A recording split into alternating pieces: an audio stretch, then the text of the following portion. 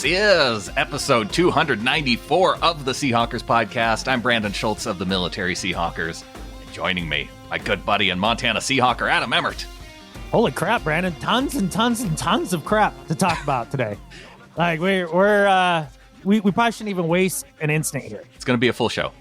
Yeah, it's going to be a very full show. Going to be talking about the draft, going to be talking about some moves by the Seahawks. There may even be news that happens during the show. We don't know. But let's kick things off. Before we get into the draft, we have some news, a couple big moves by the team this week as the Seahawks cut a couple of veteran players, Justin Britt and D.J. Fluker, cut from the team. And these were two guys who I was prepared to have them compete for their job in the preseason, and I was a little bit surprised that they made the move right now. Yeah, I thought we might talk about the draft before we talked about Fluke and Britt going, but I think them... No, I'm throwing curveballs at you straight out of the gate. Okay, that's cool. I think them getting Lewis in the third round, the guard from LSU, was unexpected. I don't think they actually thought they were going to get a guy of that caliber in this draft, especially at that point. Yeah. And so the idea that, they were going to... It's not like they were going to cut Fluker before the draft because they figured he was probably going to be their guy. And then all of a sudden, I found this young guy who we think can be on the same level. Then they end up cutting Fluker. As far as the Britt cut, I'm still not super stoked about that. I get it. You're kind of clearing the decks, right? Or in this case, robbing from Peter to pay Paul, right? To get that defensive lineman, to get that edge rusher. The only thing, though, is that all we've done is rob Peter. We haven't given it to anybody yet. We haven't given it to anybody, and it doesn't sound like Clowney's going to be back. So it makes you really wonder what they're doing with this extra cap space. And so that has its own aspect, right? The idea that this money probably is going to go to the defensive line, at least I hope so. But the other aspect of these cuts that I find interesting is we heard so much about this want to have continuity on the offensive line. Well, goodbye to that. Right. Yeah, and that's my biggest problem with these two moves is that now you're going into next season, and the Seahawks did sign Mike Iupati. Dwayne Brown is coming back, but that's two guys now. Two guys in terms of continuity, and I guess you can make the argument, well, if Ethan Posick is competing for a center spot, and if Joey Hunt is competing for a center spot, there's continuity there. You have some guys like, I know they're bringing back Jordan Simmons, but if you're talking about, if you have Jamarco Jones competing for a left guard spot, but the Seahawks were all set just a week ago. They had Brown coming back, they had Iupati coming back, they had Britt, and they had Fluker, and so they just had Brandon Shell or whoever's going to play the right tackle spot to worry about. They had continuity on the offensive line, and the reason why this concerns me is that you don't know what kind of offseason program you're going to have for these guys to get together and work things out. You don't know if you're going to have much of a preseason. So I liked the idea of having continuity on the offensive line, and now they're not going to have that. Yeah, then you got to decide, well, is that worth bringing in, say, two more pass rushers? And a lot of that has to do with how you feel about the guys that they drafted, right? Yeah. Especially the edge players, which they're interesting prospects in and of themselves. But I don't know, man. It's a tough pill to swallow. I did find it interesting how much more love that not only the fans, but the organization showed Fluker on his way out the door than they did Britt. Well, Fluker showed some love just on his way out the door himself, posting a message for everyone to see. And I think it really got fans behind DJ Fluker, maybe even more so now than when he was on the team. Hi, Twelves. I'm DJ Fluker. I'm pretty sure you all have heard the news. I want to thank John and Pete for showing me much respect during this time. I want to thank my family and my team for supporting me, and best believe, Twelves, I definitely will see you around. I saw some people after they heard that message from Fluker that he was their favorite player now. And I'm like, where have you guys been? DJ Fluker's been awesome all this time. Yeah, remember my impassioned defense of keeping DJ Fluker not but a few episodes ago? Yeah. I mean, definitely one of those character guys that I loved having on the team and everybody seemed to rally around. the thing that should be the most concerning for Seahawks fans is that when he was cut, he was unemployed for how many minutes? Not long at all. Yeah, the Ravens Like snatched 12? him right up real quick. Yeah. So that tells you something about his ability to play, to still play. I mean, he's only 29. Yeah. As a guard. And I get it. They decided to go younger. Yeah, you couldn't have traded a guy like, well, and maybe they just wanted to, out of respect for him, allow him to pick the team that he wanted to go to. But it seems like you could have maybe gotten him for a little trade if he's picked up that quickly. I would have felt like you could have got at least a 6 for Fluker. Sure. Somewhere, right? Yeah. But as far as trading Britt, I'm not sure you would have gotten anything from him just because injury, right? Offseason, nobody can look at him, and also the cap hit. But yeah, I mean, at the end of the day, it's like, well, do you believe in Russell Wilson's ability to cover up the sins of the offensive line?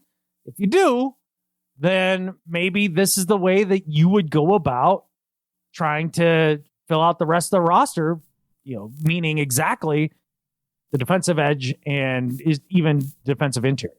Well, the other part that you were getting at with regard to the defensive line and the pass rush was that they haven't gone out to get anybody, and they made those moves, and you're thinking, okay, anytime now they're going to go ahead and announce that either Clowney's coming back or maybe they've signed Everson Griffin or another veteran. But instead, the message that we get on Wednesday is that Jarran Reed is taking number 90 back, which is a pretty good signal that maybe Clowney is just out of the picture now at this point. I'm not one to really read into a lot of those things on the usual, right? This is one where I'm like, oh, geez, okay, well, Clowney paid a lot for that number last year, and now it's gone. You think if he comes back, he's paying Reed again for it? I don't think so. But it does seem to kind of put that out there that they're not expecting Clowney back at all. And I think they're kind of tired of the shenanigans, to be honest. It's like, just, you want to play for us or not? Yeah. Okay, no, fine. Let's go do something else. Yeah. And if we don't hear from you by this time, Jarran Reed's gonna get his number. He's gonna take his number back. Right. And I think I'd be a little shocked if you don't see something in the next week or so. Right? Even with these remaining free agents. Or maybe not, just because you can't get them in for physicals. Is that the big problem here? Maybe is that you the just put up? It off. I can't imagine that they're happy with drafting a guy in the second and in the fifth and saying, okay, problem solved on the defensive line. Let's move on. Yeah, especially, I mean, right now your problem solved is LJ Collier will be good next year. These two rookies will be fine. Rasheem Green will improve. Bruce and Benson will be difference makers. And now we have a better pass rush. Yeah, and Jarran Reed will be better from last year. Right. I don't know that I'm banking on that. There's a lot of hoping within that plan.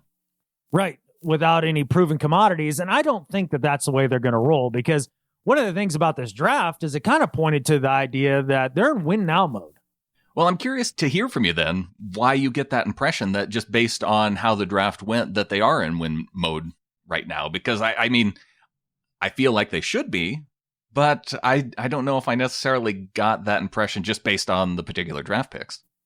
Yeah, okay. There's some definite things about the draft there that kind of point to that for me. And mainly, like, most of these guys are more polished guys, more 4-year players, guys that aren't like, oh, he's got to put on a bunch of muscle to play in the league.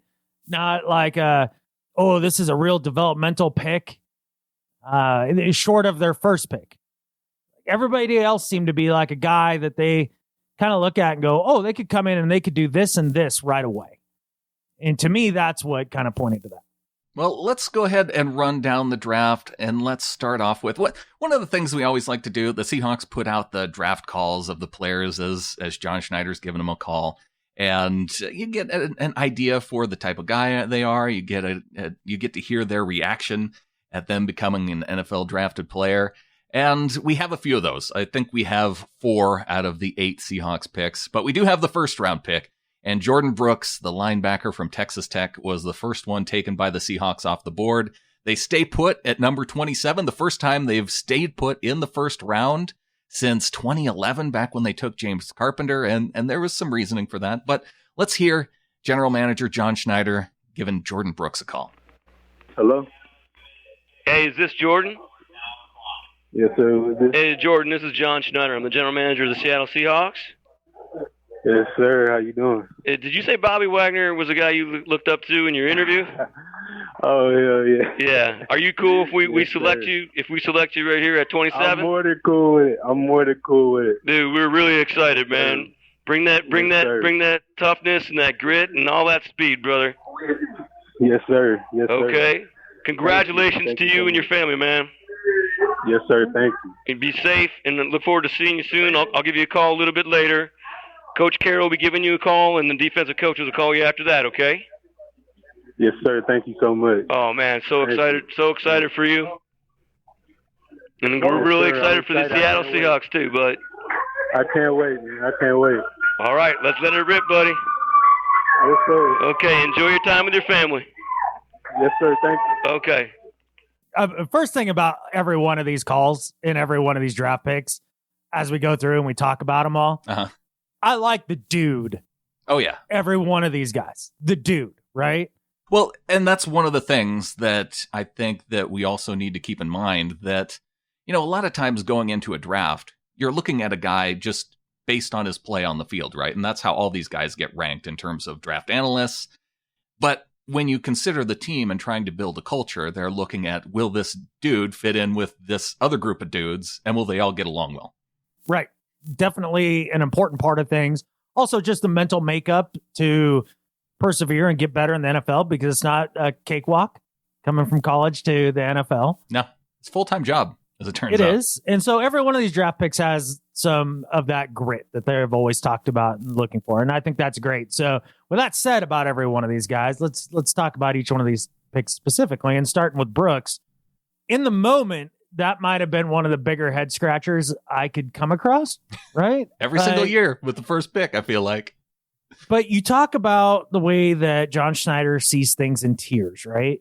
And the thing is that they didn't want to stay at 27. They were trying like hell to get out of 27. But Green Bay got a better deal, and so they didn't get to trade down. Right. So, well, now you're picking.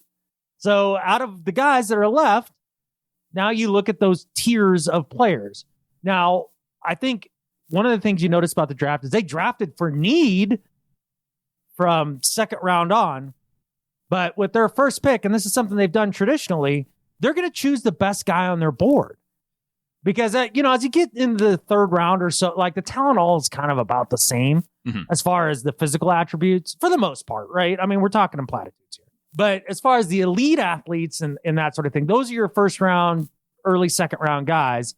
And out of all those dudes on the board, he goes, well, the guy that has those traits that are rare that you can't just coach up is Jordyn Brooks. And he happens to play linebacker. I didn't want a linebacker as a first pick, that's for sure. I mean, I felt fairly set there, and it didn't sit well with me that first night. But upon thinking about it, it made a little more sense to me, and I don't know how you felt. Well, I was kind of the same way in the moment, but maybe I analyzed it after the fact a little bit differently. I thought that maybe I didn't recognize linebacker as being as high of a need as the Seahawks did. And I think now going back, Dustin Mock sent in a note after the draft and said, his biggest issue that we had in the draft to improve our defense, one, pass rush, obviously. I think that was everybody's number one. Yep. His number two was linebackers getting picked on in coverage. And if you go back to last season and you look at some of the statistics, it really did. I mean, Bobby Wagner got picked on in coverage. KJ Wright got picked on in coverage. A big part of that, too, was the fact that they had three linebackers on the field, more than any other team by far. Mm-hmm. And whether or not they are going to continue to do that or not is a question. But Dustin points out Bobby Wagner gave up nearly 700 yards in coverage, 112 passer rating, 3 touchdowns. KJ gave up 725 yards, a 94 passer rating, and 5 touchdowns. Michael Kendricks gave up 426 yards, a 108 passer rating, and 2 touchdowns. And that was just on 283 coverage snaps. So if you equate that to it ends up working out to a similar number as Bobby Wagner. So as Dustin points out here, he says, I'm not trying to crap on our linebacker core for giving up half the surrendered passing yards. They shouldn't be in coverage as often dealing with receivers. They're linebackers. I think playing that much 4-3 can work if you have a monster safety playing, but right now we don't. After drafting Barton and Ben Burkervin last year, have Wagner and KJ on the roster, don't know what's going to happen with Kendricks. Grabbing another pure inside linebacker that high looks to me like they're leaning toward 4-3, maybe even harder. So it's interesting because Dustin Mock sees this as maybe a potential schematic change for the Seahawks. And John Schneider did, in one of his post-draft press conferences, talk about how they needed to improve pass rush, whether it was through players, through scheme, or through coaching. And so it's interesting that Dustin's picking up on that. To me, I don't think that going into this draft that I understood the need, I think, for linebacker. And looking back on it, I can see how they got tore up by teams like San Francisco, by teams like the Rams, and to where having speed at the linebacker position, I could see that being really important to them now. Okay, the last part of what you said there was really what rang true to me. As far as Dustin's point regarding the linebackers giving up a lot in pass coverage, well, a couple things there. One, they're not playing enough nickel. That's part of the problem. Yeah. Other part of the problem is when you don't have a pass rush, I don't care who's in coverage, whether it's your DBs or your linebackers, especially your linebackers. You're going to get toasted. Like, that's the way it is. I mean, you can't expect a linebacker to cover for 3 seconds, 4 seconds. For a second, maybe 2, sure. So I think pass rush really affected their coverage grade more so than their ability. Now, as far as you talking about the speed at linebacker, that was something that we talked about throughout the season a couple times. Niners gashed us outside. Rams gashed us outside in the run game. Right. Okay. Not the pass game, in the run game. We definitely needed to get faster at linebacker. Now, as far as Brooks being a pure inside linebacker, absolutely false.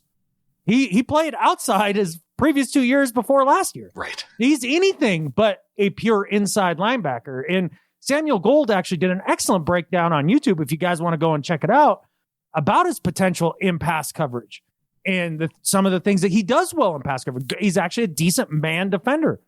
A piss poor zone defender, right? But a decent man defender.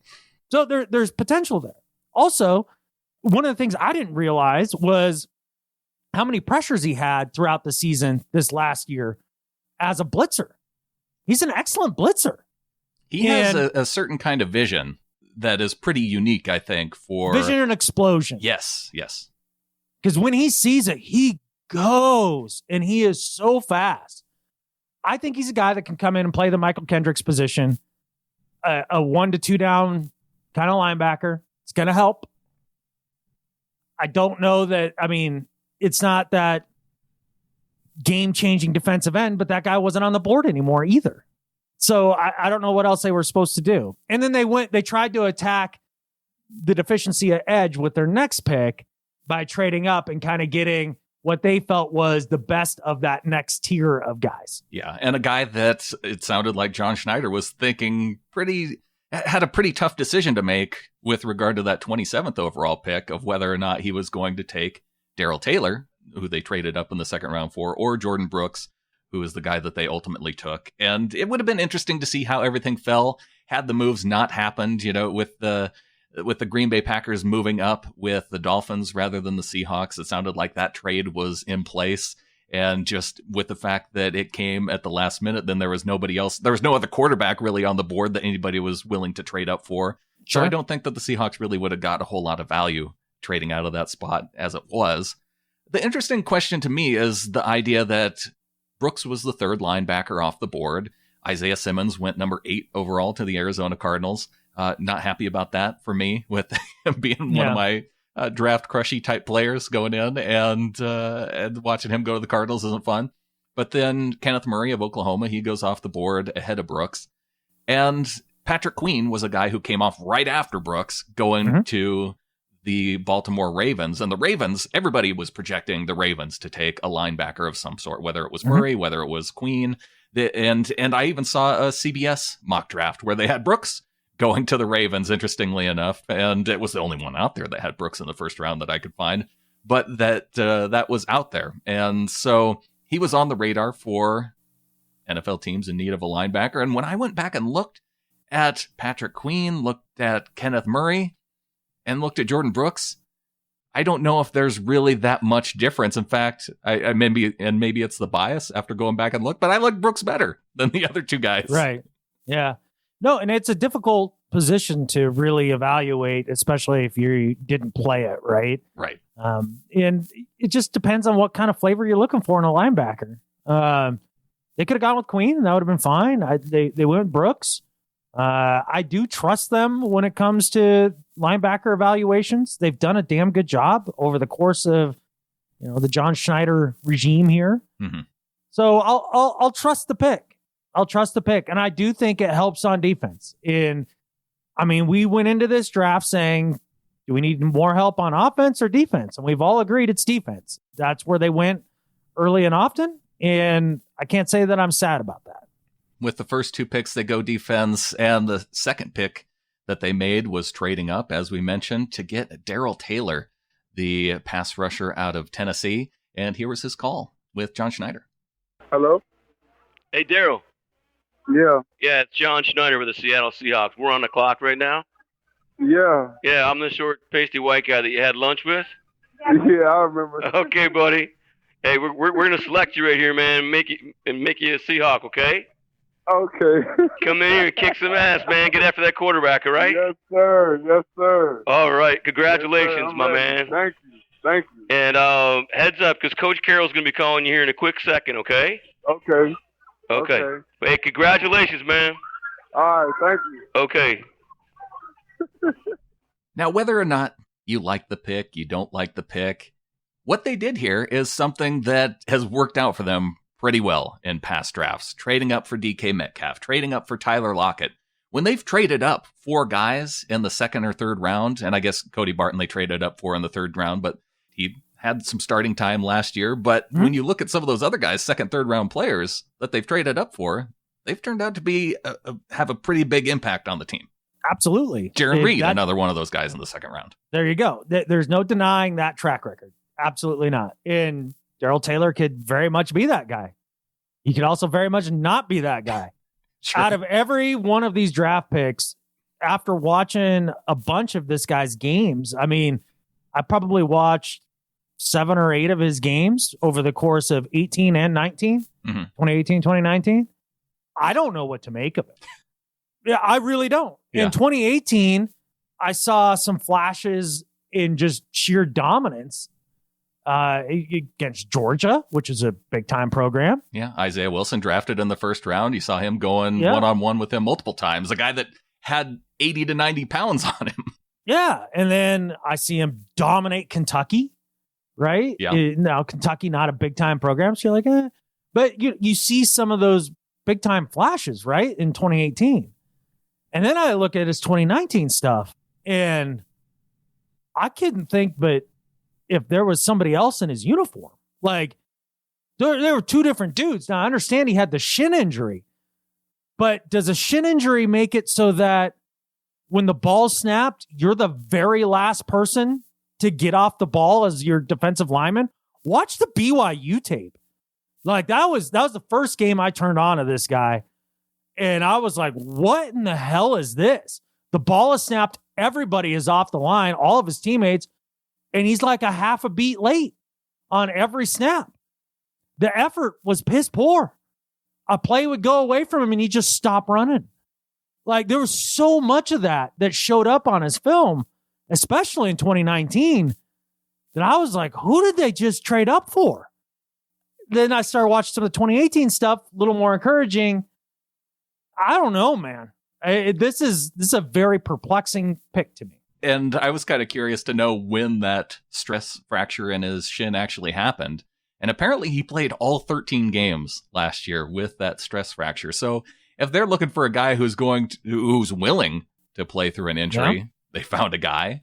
And probably, if a lot of people were projecting Taylor to be in the first round type of player after his 2018 season. And Yeah. he played all over the field. He played stand-up linebacker. He was lined up against tight ends on the outside. So he wasn't just rushing the passer. He was all over the field and had some pretty good speed. Yeah, you mentioned that Georgia game where he had 2 forced fumbles with the quarterback. He had another big sack and going up against an NFL caliber talent. So this one to me, again, I'm hopeful that his play throughout 19 was just indicative of that injury and not, an effort type issue. And I've never played through a stress fracture on my shin though, and how that would affect me. Yeah, I would sure. probably sit it out, and that was one of the things that John Schneider pointed out. This dude could have shut it down last year and said, "No thanks, I'm done," but he played through it. And if that is the case, in terms of that is the really defining factor between his 2018 and 2019 season, then there's a lot of reason for optimism here. I mean, he really did have flashes. And look, I mean, the Seahawks picked a linebacker with the last name Brooks and a DN with the last name Taylor with their first 2 picks. I like the sound of that. That's for sure. Yeah, those are some pretty famous names when you look at the history of Hall of Famers. It's kind of overall a lot of generic last name dudes. Yeah, for reals. Brooks, Taylor, Lewis, Robinson, Sullivan. Yeah. Good 5 out of the 8 were just plain generic last names. Yeah. Colby the disease Parkinson. Yeah, Swain is the most non-boring of all the last names. Has the most swagger to it. Swainer. Yeah. Yeah, the Darrell Taylor pick, I could see it being I could see it end up working out well for them. I also wonder if they couldn't have stayed put and not given up that pick at the end of the 3rd round and then not had to move back. And if they would have had 4 picks in the top 100 instead of 3 now, the way it worked out, what other players could they have gotten? Denzel Mims ended up going to the Jets with that original round 2 pick. And I just think for them to not come out of this draft with a receiver in those first 4 rounds to where you could have gotten an impact guy or even taken a running back who you look at as an impact guy on the offense. That was something that I was maybe looking forward to that I was disappointed by. Yeah, I guess I've always been on the other side of the wide receiver argument here. I don't see the pressing need to draft a big time wide receiver right now. Yeah, and it wasn't a need. It was more just it was a want. I guess I just spending draft capital on your 3rd, 4th receiver when you've got tight ends coming out the wazoo and Lockett and Metcalf. Like, I don't care. I don't care. I'm not freaking out about it.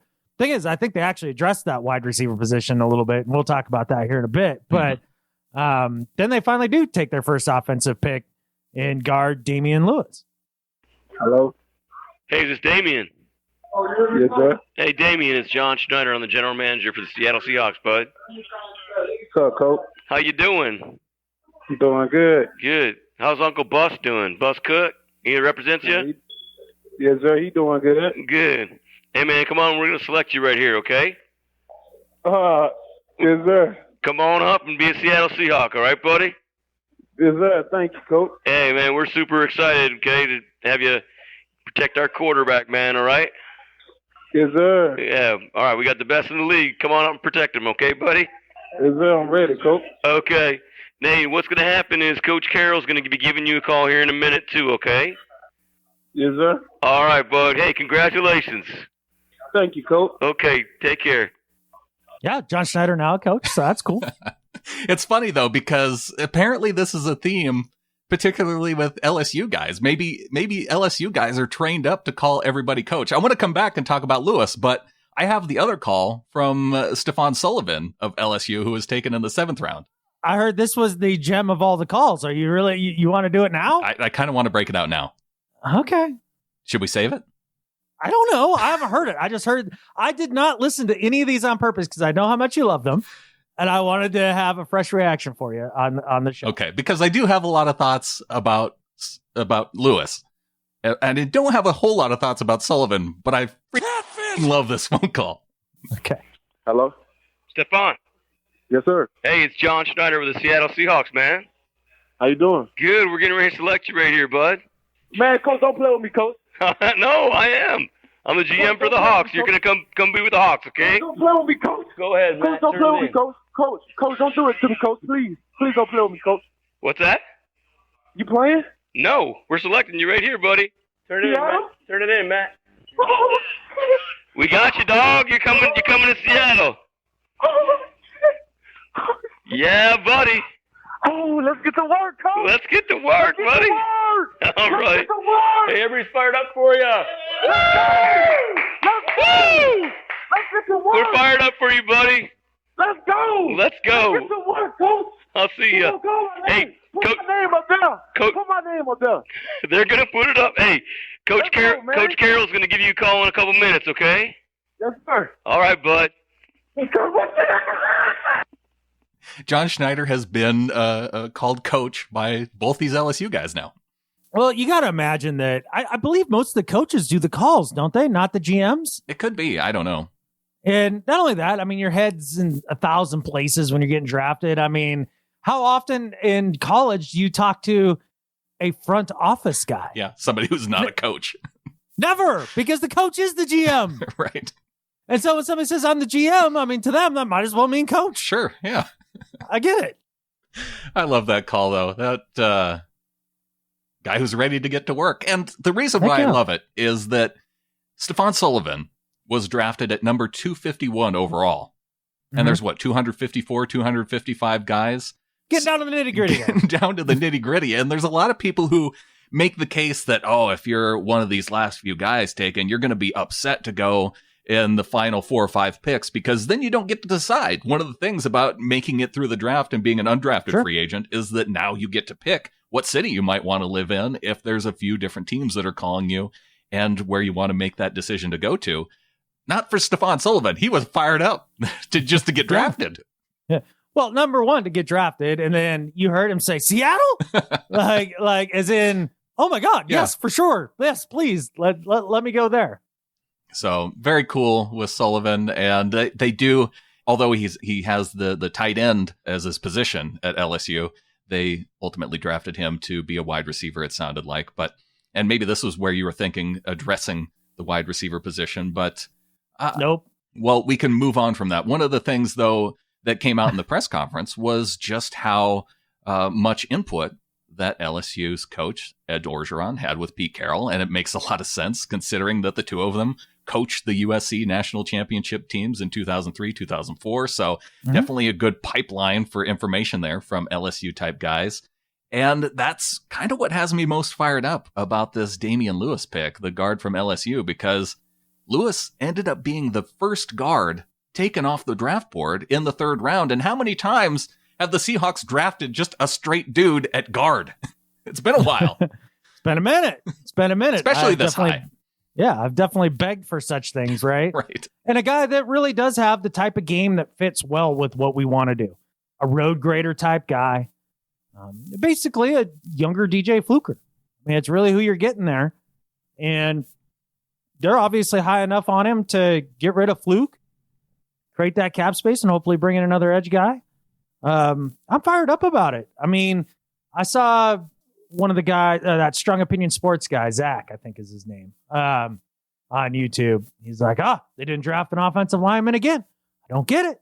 Like, he's just talking about after the 1st round. It's like, hey, well, they ended up with one of the best guards. Sure.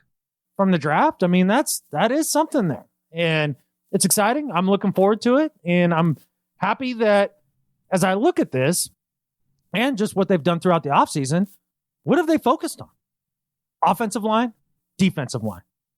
Thank you. That's all I asked for. It may not be the exact way I would have gone about it, but thank you for putting the time and resources there. They did that with Damian Lewis. I hope that he is just a rock solid guy there for the next 5 years. That'd be amazing. Yeah, a guy who can come in and be an immediate impact type player and the type of guy that they look for on the offensive line. It, again, with this offseason being the way that it might go, it does give me a little bit of concern. If it were a normal offseason, I'd probably be a lot more fired up about this pick based on his game and having a full offseason to train up and be part of the offensive line and be, plug and play guy going in week 1. maybe that's the type of inside information that they have here based on the type of play that he has. And, he's gone up against, he was a guy in the Senior Bowl who went one-on-one with other NFL caliber guys and was really impressive at the Senior Bowl. So I'm optimistic.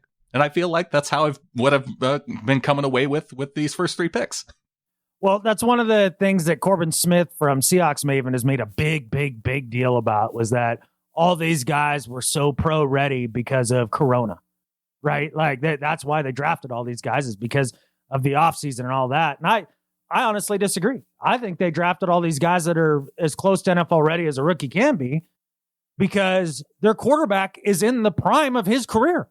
It is go now time. Yeah, you don't want to be developing a whole lot of guys. And that was one of the reasons why, too, I didn't mind the trade-ups necessarily, too, because if you're looking for guys who can come in and be an impact right away, I would rather have 3 guys who you feel that way about than have 4 guys that you feel so-so about. Yeah, I'd rather have 3 guys that you give an 85% chance of all of them being an impact player than 7 guys where, there's a 40% chance that any one of them could become an impact player. I mean, it's not like we're not the Dolphins. We don't need everything. No. So let's go and try to get as quality a guy that you can early on. If it means trading up a little bit, that's great. And it's a refreshing change, by the way.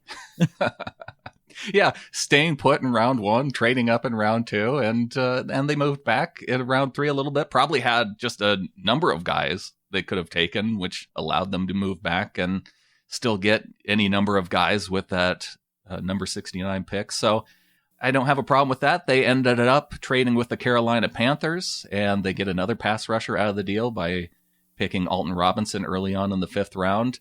Let's go. You're going all over the place, man. We were trying to 3rd. We're trying to go. Then you go to the 7th because you just want to play a call. Can we just go in order, man? I don't have any more calls. Let's go in order because there's a few offensive guys here that were all kind of grouped together. After the Damian Lewis pick in the 4th round, they take tight end Colby Parkinson out of Stanford. And again, much like with the offensive line, you go, okay, well, they've got 18 dudes on the offensive line. Are they really?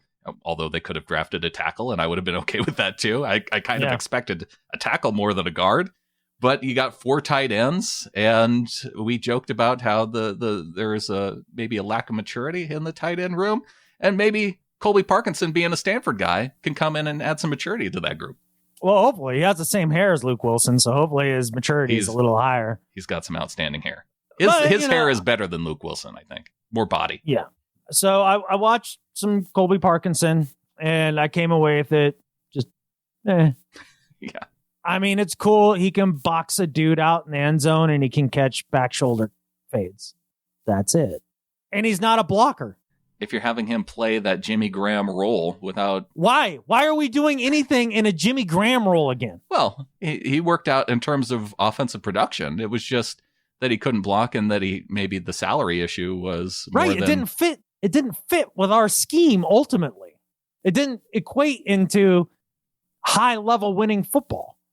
Sure, he got his numbers. Jimmy did. That's fine. Yeah, but that doesn't. I don't want Shoddy to have another freaking excuse to throw another back shoulder or fade or any of that crap in the end zone, rather than just handing it to a big ass running back and pounding it down your throat. Yeah, the fade is not something that I know we're big fans of. So if Colby Parkinson had wide receiver as his position rather than tight end, would you have all that much more of an issue about it? No, he's slow as hell. He can barely run.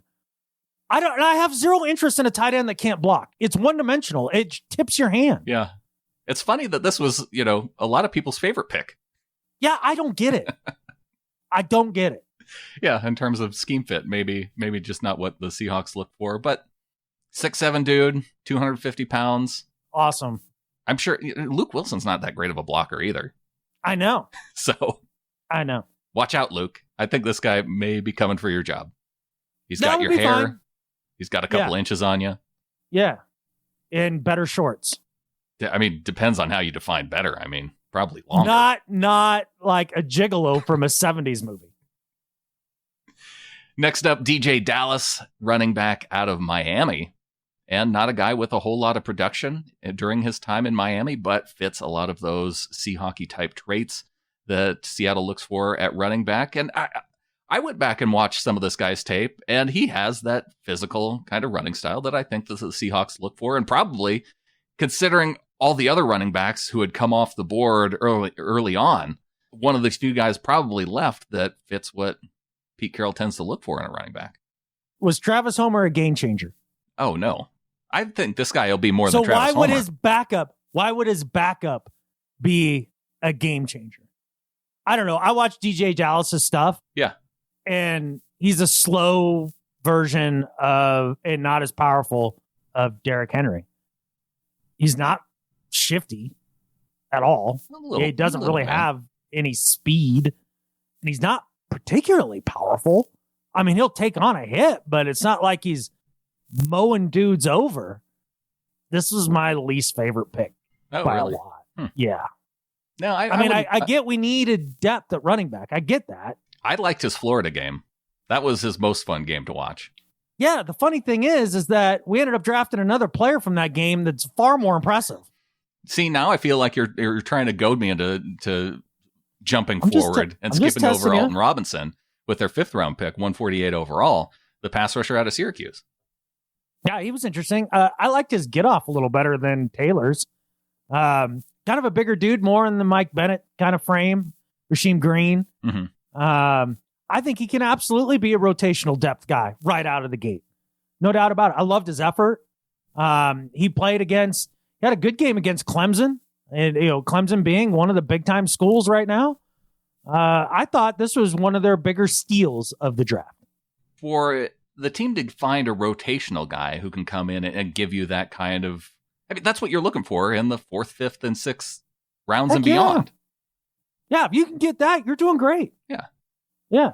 I think what we look back at for the Seahawks over these past, 4 or 5 years of Pete Carroll and John Schneider drafting, it's the misses in the 3rd and 4th rounds that have been the biggest problem in terms of their drafts and providing depth to the team. Because if your guys in the 3rd and 4th round aren't making the team and having any kind of role, I mean, Tedrick Thompson, how many times did we recognize him as a guy who probably shouldn't be out there, and they're still trucking him out there week after week?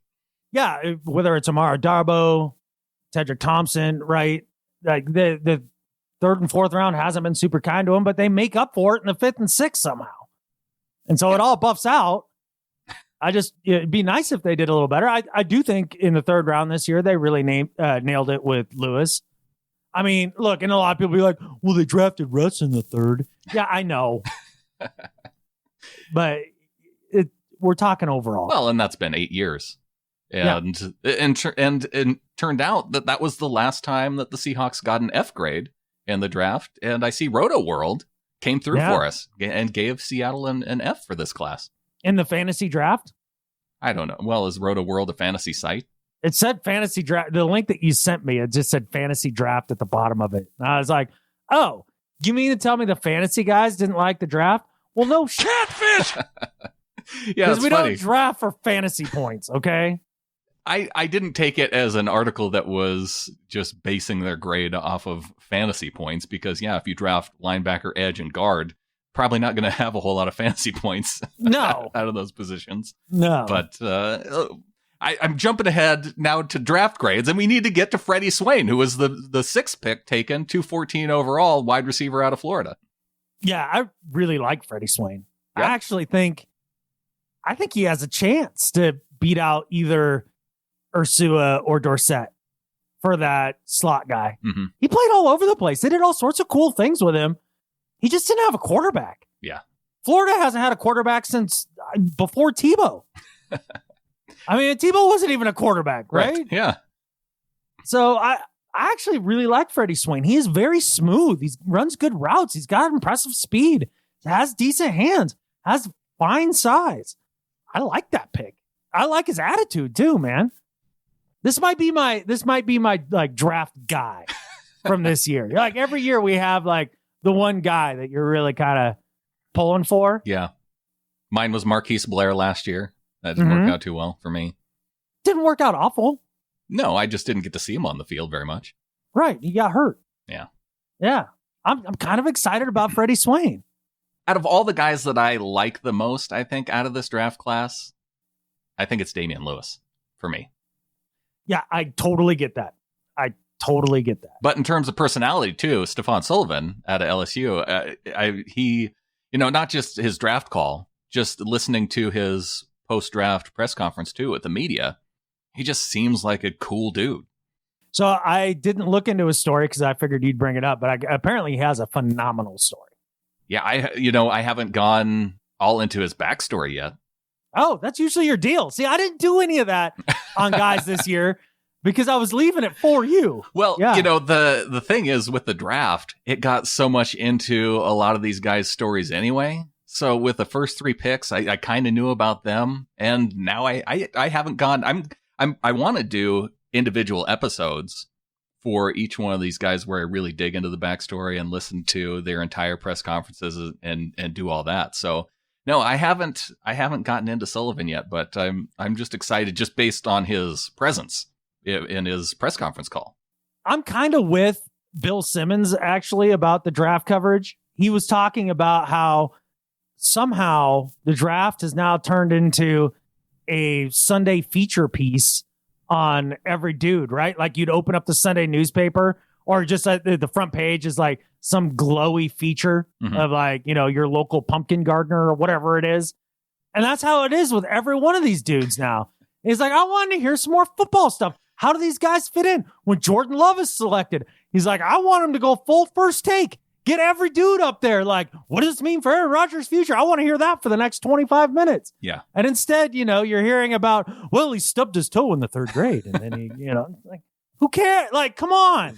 The draft needed more balance in that regard. And, heard. It was hard. It was hard this year. I get it. Yeah. I get it. So I'm not going to bang on him too much. But, dude, they got through it without glitches. So, I mean, like anything major. Like they kept the coverage up on TV, and I think that was the biggest win for the NFL draft this year. Heck yeah. Give him some credit. No doubt. Well, we got a question in from Emmett Brown, came in, said if the Hawks really wanted Brooks so bad, why did they want to trade back with Green Bay at number 30? Didn't they say Baltimore would have taken Brooks at number 28? I smell another panic/bust round 1 pick. Yeah, maybe. I mean, they also took Queen at 28, so maybe they would have taken Queen, which more people had rated higher. I mean, there's a reason why that John didn't just take any deal to trade back. Yeah. He knew there's only so far he could go back and really risk losing Brooks and or Taylor. And if you're at 27 and you're going back to 30 and you have Brooks, Queen, and Taylor all ranked pretty similarly on your board, then maybe the draft picks that you're willing to take on outweighs the idea that you could miss out on your favorite of those 3. Right. And then you may still get a guy that you like. So yeah. Now this doesn't feel panicked. I don't know. I mean, a lot of people have killed us on our first round picks, over the years, and it has been hit or miss. Just the amount of trading back, number one. And, I saw 1,000 memes of people saying something like John Schneider should just be like, benched until round 2. Like, just bring in another guy to do the first round for us. I felt like we finally got it drilled into every analyst's head that John Schneider always trades out of that pick, and then he ends up not doing it when everybody's expecting it. Yeah, he tried. He tried. He had it set up. Yeah. With Green Bay. Mm-hmm. And that was pretty wild that they traded up for a quarterback. I did not expect that. That's not wild at all. That's wild to me. Everybody is losing their catfish over Jordan Love going to the Packers, and it makes all the sense in the world. Hey, Brandon, guess what? Aaron Rodgers is 35 freaking years old. Yeah, and he gets hurt a lot. He gets hurt all the time. And everybody forgets because last year he was healthy, that he'd been broken the last 2 seasons before that. Mm-hmm. And he's a passive-aggressive little catfish that makes life hard on everybody. The new coach doesn't particularly care for him. And they're like, well, he's got 4 years left on his deal. Well, only 2 of those really matter. Guess how long Jordan Love needs before he should really start playing? Yeah. 2 freaking years. So you let Aaron sit and sulk for 2 years. You train up Love, and you kick Aaron to the curb, and you trade him for something when he's 37. Yeah. And everybody's so perplexed to how they picked up Jordan Love. Like, what are you talking about? Makes all the sense. How many drafts coming up are you going to get a prospect with the ceiling? And I'm not saying it's a lock that Jordan Love is going to be good, but with the ceiling of Jordan Love, if you're picking towards the back half of the first round, how many opportunities are you going to get at that guy? Not many. Not many. So they took their swing when they could. Their board told them he was the best dude. I do not get the consternation over it. I get the consternation in terms of the people who are infatuated with Aaron Rodgers. I guess. Was he that good last year? Well, does he really fit LaFleur's offense? He took him to the NFC Championship. The least they could do is throw Aaron Rodgers a bone and get him a receiver out of this draft class. Their running game and defense really took them to the NFC Championship game, more so than Aaron Rodgers. Think about the game that the divisional round when we lost to them. How many great throws did Aaron make? 2? Yeah. It wasn't like Aaron Rodgers lit us up. No, and I can see LaFleur probably just wanting to build his own team. He's his own dude. He's, probably wants to shift more toward the run, going after Dillon as the running back there with their second pick. So, and if you're LaFleur, you want a quarterback that's at least a decade younger than you, so they respect you rather than being the same age. Yeah, and pushing you around like Rodgers has been doing. God, yeah, I'd be sick of his crap too. Yeah, it seems that way. Yeah. I mean, you start to hear the whispers enough that, and consistently enough. Once is a coincidence, twice is a trend, 3 times is an Aaron Rodgers problem. Right. And you know what? He deserves it after the, Favre-Rodgers transition, right? Not that he did anything wrong there. Yeah. It's the circle of football. Now he gets to go through it, through it, the way too. it needs to go. Yeah. Yeah. But it will be bullshit Catfish! if the Packers get 3 legit franchise quarterbacks in a row. Yeah, that's not right. I mean, even the Colts. You have 45 years of franchise quarterbacks. It's a little bit of screw you. I mean, they went through some tough times with Don Majkowski. Sure, they started out with Bart Starr. Okay? Yeah, but Packers fans, that was a hard time for them. Just the Don Majkowski years. And he was okay. Majkowski was fine for 2 years. It was all the dudes before Majkowski that they'll point to. Yeah. There was a stretch there, the 70s and mid 80s that were not favorable to the Packers. But cry me a river. You won the first championship. You've had Starr, Favre, and Rodgers in the history of your franchise. I don't want to hear anyone. Packers fans need to they need to go through some growing pains. So hopefully this doesn't work out for Green Bay. I'm very mixed on this because I had Jordan Love as a guy that I liked. Yeah. So I kind of want him to succeed, so I'm right. But I also would like to see the Packers fans get some comeuppance. So it's a struggle. It's a struggle. It's like me with Isaiah Simmons going to the Cardinals now. Yeah, you have to root against that guy. I have to root against him. DeAndre Hopkins with the Cardinals now. They're collecting a lot of guys who I really like. And although I did hear an interview with Isaiah Simmons, and he's a little bit diva-ish to me, which I didn't really know. Yeah, there was some differing opinions on him for whatever reason. I didn't look a lot into him, so I don't have a lot of insight. But just kind of hearing people there's a lot of people that are kind of lukewarm about the guy. So who knows? Plus, he's a Cardinal now, so we'll go to the desert and wither and die. Hopefully, he fails. Yeah. It's just my team rooting interest. Yeah. How much do you think Cliff Kingsbury is going to get for his bond lair when he gets fired and sells it? Well, it is in Arizona, so who wants to live there? He's probably going to take a hit. I don't know. I mean, that place is absurd. Yeah. That's opulence to a level that just one does not need. That was one of the interesting things about the draft is seeing inside so many coaches and general managers' homes. And he's the only one that I really got the impression of not really liking him. Like, I know Jerry Jones is rich and he was on a freaking yacht. So right. that might be like on the scale of 1 to the largest douchebag ever. Jerry Jones was closest to the top there, but I think Kingsbury was a close second, right? Yeah, probably. And everybody else looked like they had, normal rich people houses. Yeah, the upper middle class, right? Right. Like, oh, that's the guest bedroom that they turned into draft headquarters for the, and they did an okay job with it. Yeah. John Schneider has columns in his dining room. Okay. Right. Okay. I got you. But Kingsbury had a full-on Bond villain lair. Right. He's wearing those stupid slip-on like dress shoes and had his shoes on the table, like propped up, and he's like kicked back on his couch with the two monitors. It's way more relaxed than you should be during the draft. He's just a douche, man. Him and McVay. McVay couldn't figure out the mute button. I'll get to McVay later. Okay. God, I hate our rival coaches in this division so much. My sports hate is huge for them.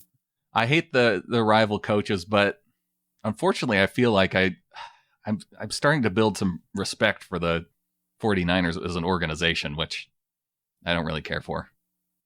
It's because they hired John Lynch. I told you when they hired John Lynch. I know you told me, and I didn't want to believe you. And now I feel like they're making good, savvy moves. And yeah, everybody made fun of them when they hired Lynch as GM, and I was like, that's dangerous. Yeah.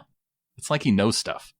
Yeah, because he's a smart guy, and he's a good dude. Another good dude, Corey, sent us a message, says, thanks for keeping up the solid content in the midst of everything, Brandon. After this year's draft, I felt like I wrote a bad NCAA tournament prediction. After all the mock drafts and studying I did, it just reminds me that no matter how much we play GM, John and Pete love their guys and invest in them. If there's one thing Brooks, Taylor, and Lewis bring, it's attitude and passion, and you can never have enough of that. That being said, I felt like we drafted wants over needs this year. Personally, I felt like we needed an heir to Dwayne Brown and another outside and nickel corner as well. But let's see how the rest of the free agency period plays out. I'd like to just get Everson Griffin and Snacks Harrison to finish out. Thanks again. Go Hawks. Yeah, man, I can understand why Corey would feel that this was a want draft, but let's think about some of those things that he was talking about, like a nickel corner, right? Well, I mean, they drafted their nickel corner this year. His name's Quentin Dunbar. Or at least Quentin Dunbar goes outside and Amadi's competing with Flowers. Or however it is you want to look at it, they brought in that extra corner. Right. In Quentin Dunbar before the draft. So there's that guy, right? As far as replacing Brown. You know, if you're looking to draft franchise-type left tackles, you don't do it past pick number 10. No, that's kind of where they're locked in. Now, if you're the 49ers and you luck into the fact that Trent Williams, you're able to give up a third and a fifth for him and manage to keep... The corpse of Trent Williams. Well, we don't know that. Yes, we do. But when Joe Staley's retiring and they're able to keep that quiet until the actual trade is made, I mean, that's some next-level stuff. Right is there. It? It is. Is it? I heard this crap on talk radio too. Yeah. Like, oh my gosh, look at the savvy 49ers. They actually got Joe Staley. They got Joe Staley to be quiet for a whole extra day. Wow. What next level thinking to be sure that the Redskins didn't know that they were in dire need for a tackle. Do you think when the Niners call the Redskins and go, hey, we're interested in Trent Williams, the Redskins don't go, oh, he must be done with Staley. Yeah, that didn't occur to them. Like, that was such next level trickery that somehow that they would never know that. Give me a catfish break. Now, it was basic. I agree that there were some talk radio stations that built it up more than it was. I'm just saying that the fact that Joe Staley retiring wasn't out going into the draft that's those things you generally hear about from bad organizations. And how many times in the past did you hear about news leaking out of the San Francisco front office? It was all the time. And so now I feel like they have a culture there where maybe the players care a little bit more about the organization than they did in the past. And that bums me out too. Okay, so at the end of the day, we're going to pat the Niners big time on the back for being competent. Neat. Congratulations on not being the Bengals. I want all incompetent teams in the NFC West. I want a cakewalk to the playoffs every single year. That's just what I want. Let me have this. All right. Well, then you should be promoting for realignment and get us into the AFC East then. I wish. Apparently Belichick has that locked up. Yeah. Who didn't take a quarterback. That was sort of interesting. Every year, though, we get into why guys that we thought Seattle should consider and didn't get taken. And for me, it was offensive line. I would have liked to see them get a developmental guy, maybe at the end of round 1, early round 2. And maybe there weren't those guys that they saw in those positions, or they had them rated lower down. But I mean, if we're looking at the draft and getting fired up that they didn't take the guys that we had imagined for the team in those top 100, we have to realize that only 3 to 5 guys at the most are going to go in the top 100. And so for you to pick the 3 players that Seattle's going to take who are ranked in the top 100 and actually take them, the chances are pretty low. Like 3 out of 100, I can do the math on that. That's 3%. Right. And even if you get a real predictable GM, like say anybody from the Bengals, right? Then yeah, they always play it safe, and that they're going to go with the big name and all that stuff, right? That's what they always do. So maybe you raise that from 3% to 27%, but even then, it's kind of a crapshoot, and that's why mock drafts are freaking stupid. And when I see a quote too early mock draft for next year already, why'd you even do it if you knew in the title it was too damn early? It's funny. John Schneider in one of his press conferences talked about how mock drafts really don't matter. He didn't use the word stupid, but I think he could have. And I think he has a point too, because even if you look at NFL.com, the way that they do their rankings, they have about 15 or 16 guys who they see as players who can come in and be NFL talent right away. Like there's that many guys where you look at and you just know that they have the talent and ability to come in, and yeah, maybe they end up being a bust because they don't have the work ethic. You can't really measure that going into the draft, and there's busts all the time in the top 15. But 15 guys who have the physical traits where you'd say they could be day one contributors, and then out of those, maybe 8 to 10 are a success, right? Right. And so you're that way every year, and that's what John Schneider was pointing out, is that every single year after about the first 15 picks, you don't really know what's going to happen, because the next group of guys, like I said, NFL.com, you go there and look at the grades that they give them, and it's everything from a boom or bust type prospect to a guy who's, has some quality upside potentially. Mm-hmm. And there's like 100 players in that range of how they grade out. And the difference in the grading is not all that different. So if a team takes a guy toward the bottom end of that 100 versus the top end, I'm just saying that there's not a whole lot of difference in how they scout those players can make up those 1 or 2 points of their draft grade.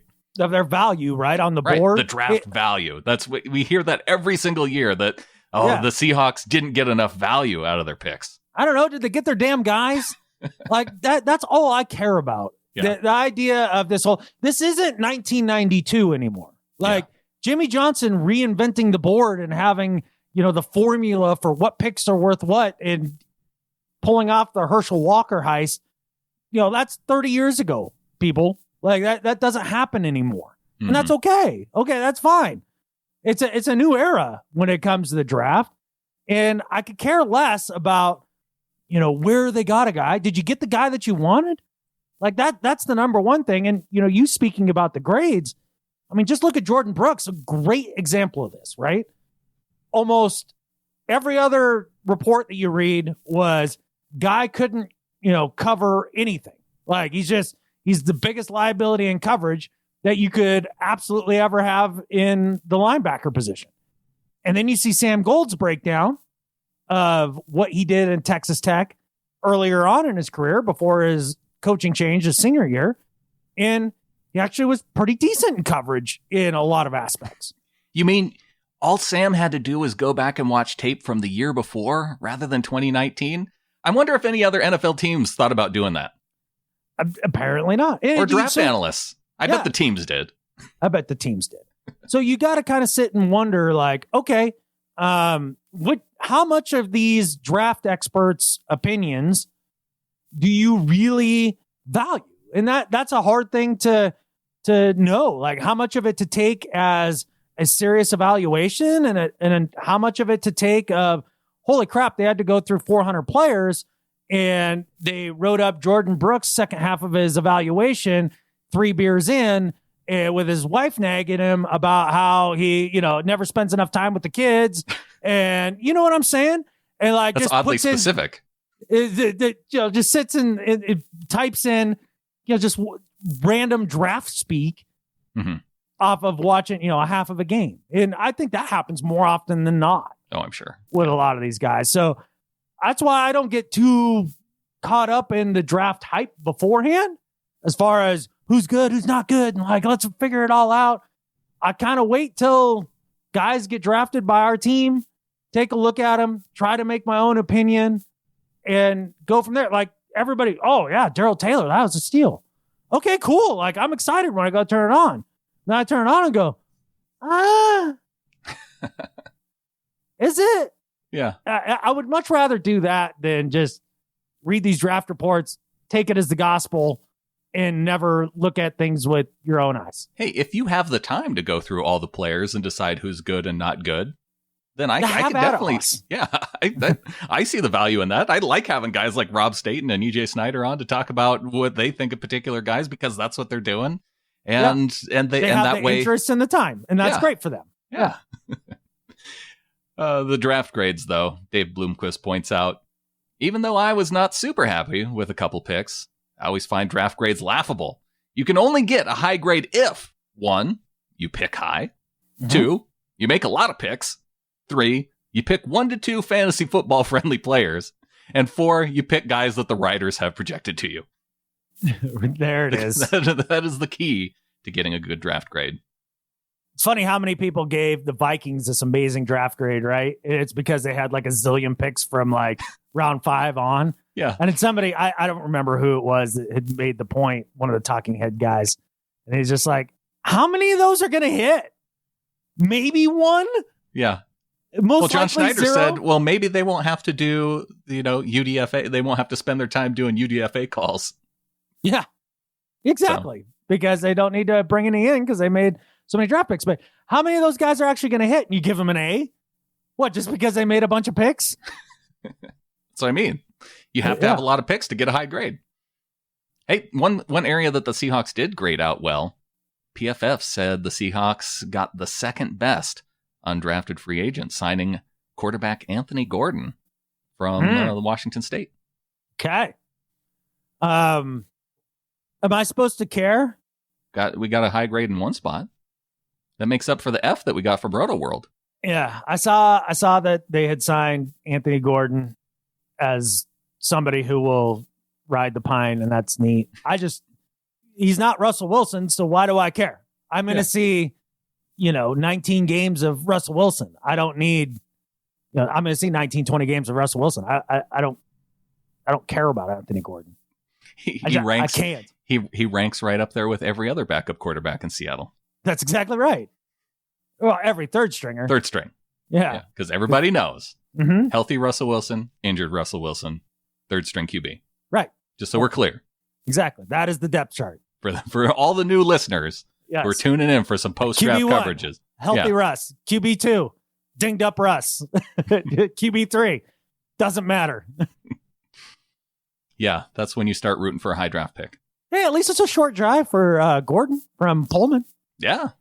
Be a little less windy in Seattle. It'll be nice for his deal. He's going to be throwing the football a little bit less in the Seahawks offense. Not just being a backup quarterback. I mean, it's a little bit different offense. It's true. I had made some joke about, let me know when Mike Leach isn't the coach of WSU, and one of our listeners was kind enough to write in, and apparently he was let go this offseason for making some off-color joke, which I don't know if you're going to hire Mike Leach, you better be prepared to let some off-color jokes roll off your back. Because that's just who he is. I think they probably did that for years. Okay. Just one too many? You think he made it that entire time and that was his first off-color joke? I have no idea. That's how much time I take focusing on WSU and Pullman, Washington. Yeah. I'm just guessing. Yeah. All right. Well, let's take a quick break. We'll come back and we'll welcome some new members of the flock and get into some Do Better and Better at Life. All right, man. Getting into the second half of the show, a couple news items that we skipped over. It was interesting. We heard that going into the draft that the Seahawks were interested in a possible trade for Leonard Fournette from the Jaguars, and I suppose that could still be in play. Yeah, it definitely could. Maybe that's why they're clearing the decks in cap room by getting rid of Britt and Fluker.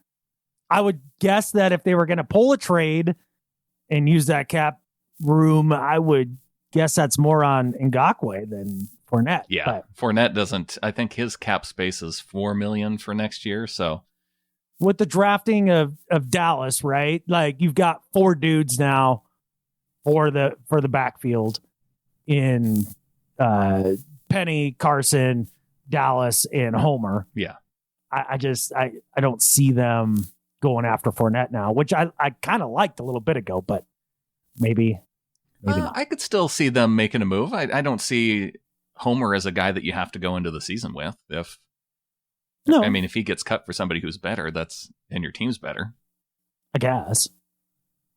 And who knows? Penny could start the season on the PUP with his ACL injury. So, I sincerely doubt it. He could. Yeah, you can doubt it all you want, but it's possible. Yeah. Well, the CL recoveries are way faster now. Sure. Just all I want Penny to be is Adrian Peterson. Is that too much to ask? No, I feel like that's just an appropriate projection for a first-round pick. I want him to heal like Adrian Peterson. I want him to run like Adrian Peterson. I want him to do everything like Adrian Peterson except for hit his kids. I think we can ask that for just any parent of kids. Yeah. Don't hit your kids with the switch anymore. It's frowned upon.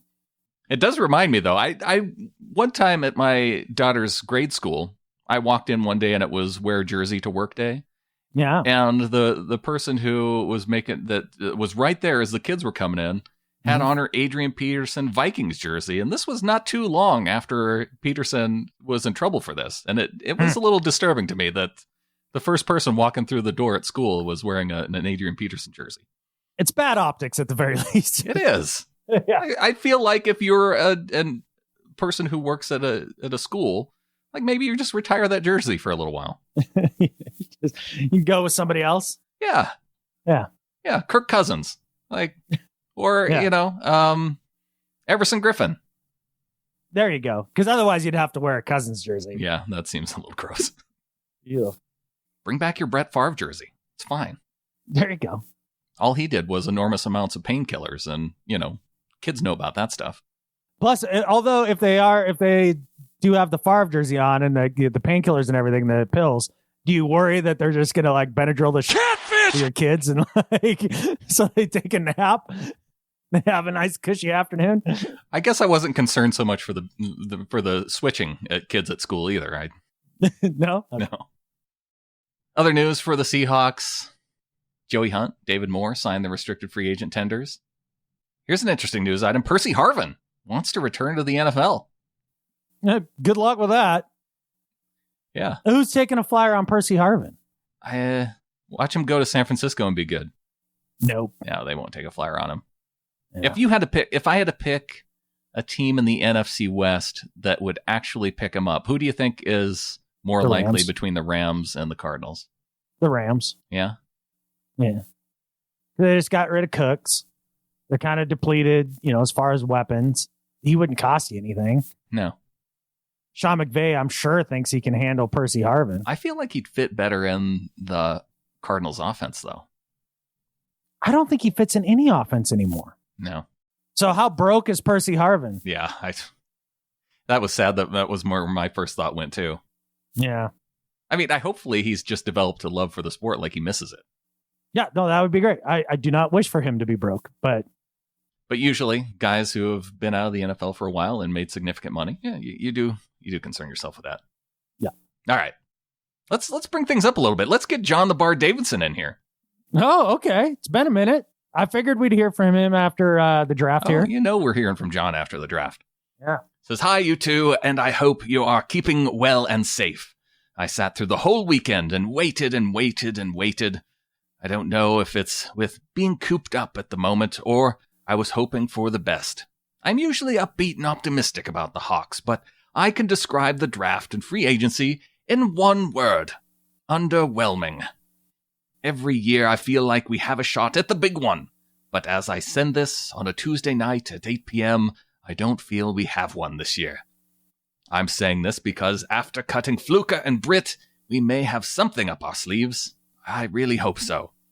I don't have a great deal of knowledge about the college scheme, but the passing over of Queen to get a linebacker no one seems to rate as either a stroke of genius or a bad choice. Only time will tell, I guess. This is Negative Nancy signing out, but still hoping for Griffin and Clowney. Go Hawks! From John. Go Hawks, John. Yeah, it's a typical John Schneider draft where everybody kind of scratches their head and they go, who? I hope this works out. Yeah. And I think at this point, we can all agree that more often than not, it has.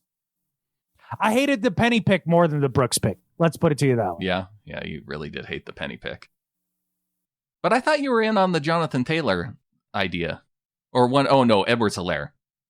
Yeah. You wanted that dude. And he goes, what, 3 picks after Brooks? To the Chiefs. Great fit. Yeah, 4 picks after Brooks at 5 picks, right? 32.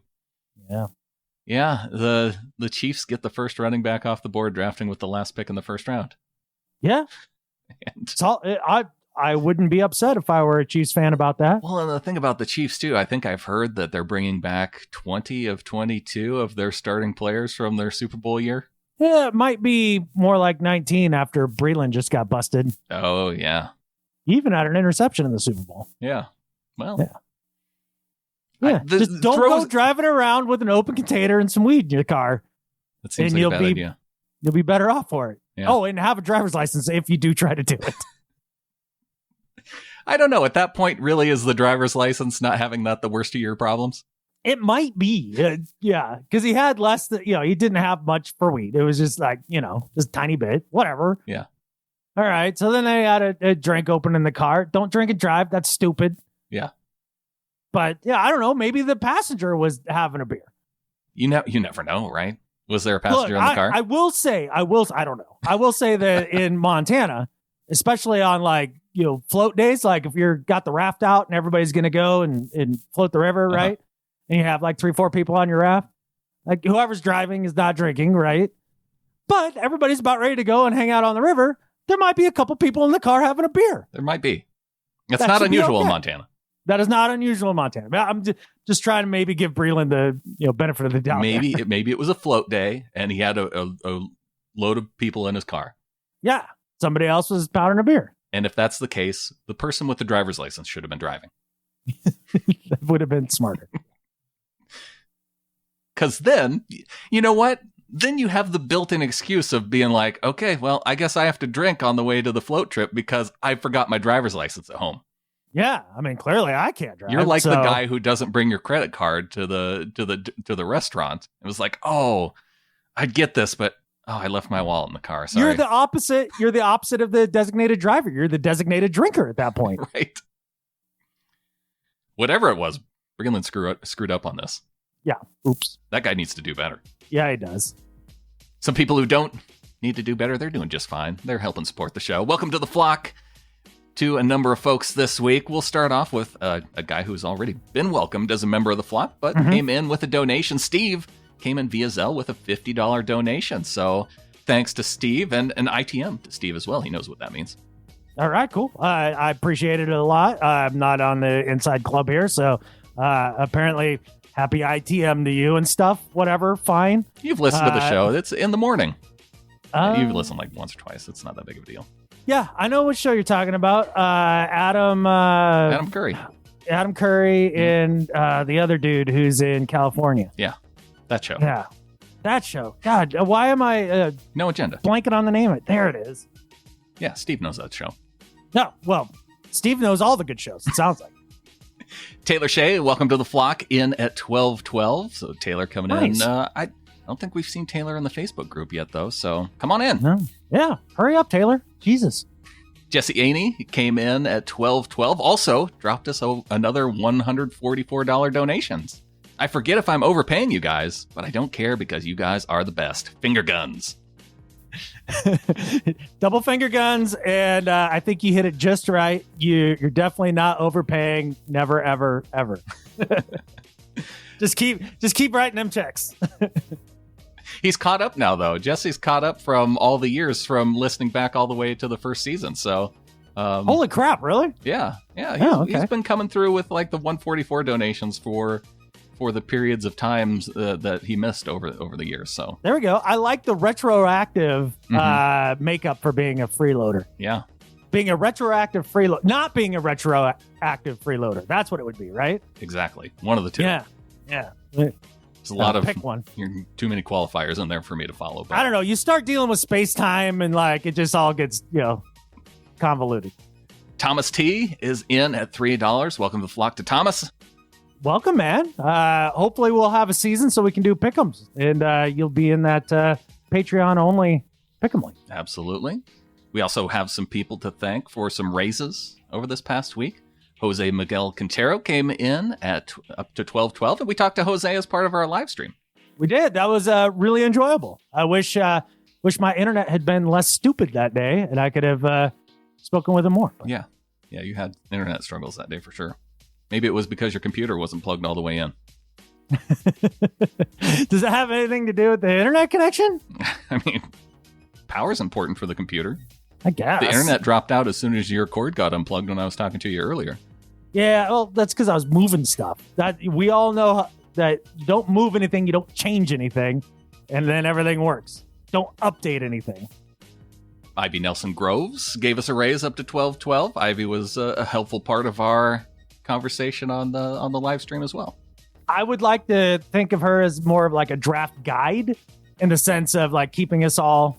Yeah, she and Amy were just on it when it came to picks. And Yep. If you want all 4.5 hours of Adam and Clinton and I, it's up at gettingtheflock.com. And we did a good 4.5 hours of the first round. And there's no draft analysis as part of that, but you get our commentary throughout the first round. Yeah, I'm not gonna lie, that was rough for me. Out of everything when it comes to the NFL, the weakest part of my knowledge is college players coming in. Sure. Yeah. No, it was just a fun hangout. That's all that was supposed to be. So you didn't do anything wrong. Are we sure? You showed up. This was, Okay. As part of a hangout, you show up, and that's how the whole part of it. Okay. Well, I made it, so that's good. You were there. Yeah, I would like to know Ivy's opinion on Swain because she's the big Florida fan. Yeah, right? she was the Florida fan. Yeah. She was not real high on any of the defensive players, so we didn't really talk too much offense. Well, no, because we only did the first round with everybody. And Swain was a 6th round. That's true. You know what the hangout might be fun for is if there's another when they're replaying a game. Oh, that might be the way to go. Yeah.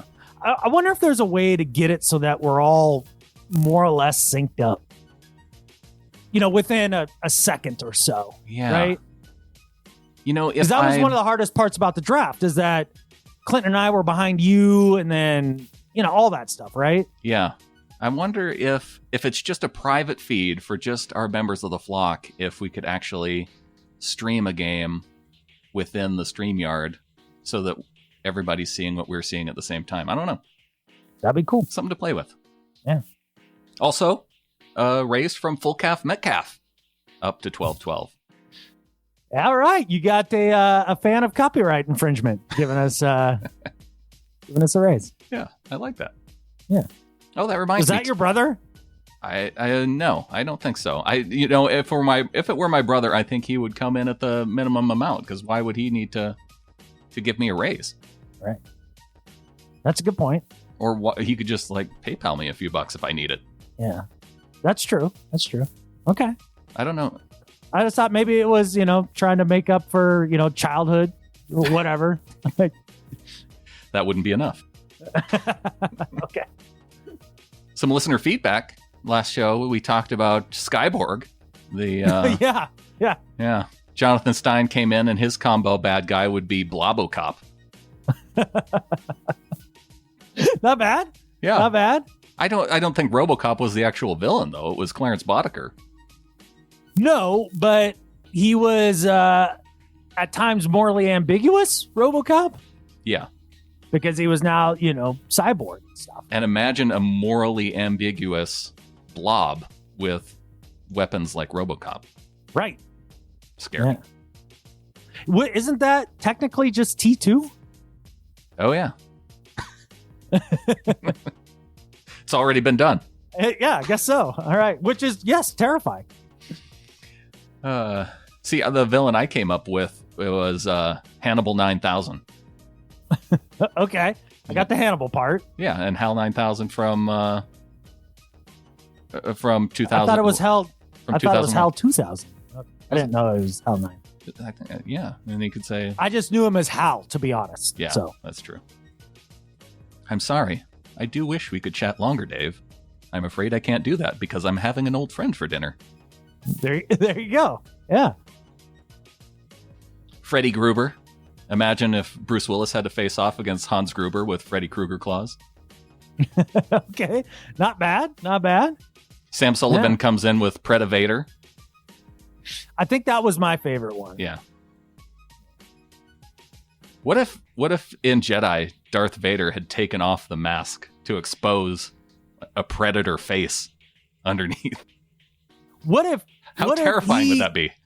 You know what'd be more terrifying? If Darth Vader could do like the camouflage like the Predator does.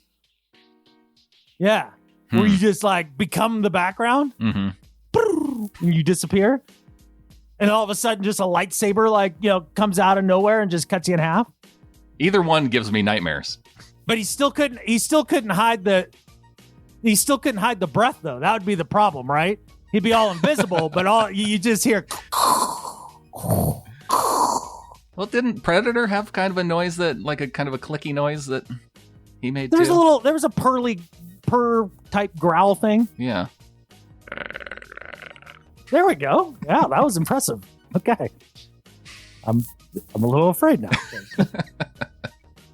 I remember watching Predator with my good buddy, and I must have been like 7 or 8. And I did an overnight at his house, and we slept out on his deck. It was in the summer. Oh, no. And he lived like in a pretty wooded area. And like all night, I kept like looking down at my sleeping bag real fast to see if there's like 3 red dots anywhere. Like I was freaked, man. That's not a good movie to watch as a kid. I watched Nightmare on Elm Street 3 as a kid, and that also not a good movie for sleepovers. I avoided all those. As a kid. Yeah. Even as an adult. I don't like horror. Not into it. Well, Flocktimus Prime comes in with just enough nightmare fuel, combining Freddy Krueger and Pennywise into Krueger-wise. That's no good. That's no good. And it's... What's more terrifying, a clown mask or a Krueger mask? Same? Yeah, so I think that's a net neutral at that point, right? Keith says that he came up with Krueger-wise because he couldn't come up with how to combine the earworm from Wrath of Khan and the boat ride from Willy Wonka. Fair. Yeah. Yeah, the earworm in Wrath of Khan, that's one of those more torturous things to watch, that's for sure. Can I tell you, I have never rewatched that movie because of that scene, because my dad had me watch that when I was young, and I have never watched Wrath of Khan again. Oh, yeah. No wonder you like the whale one the best. That part scarred me for life. I guess so.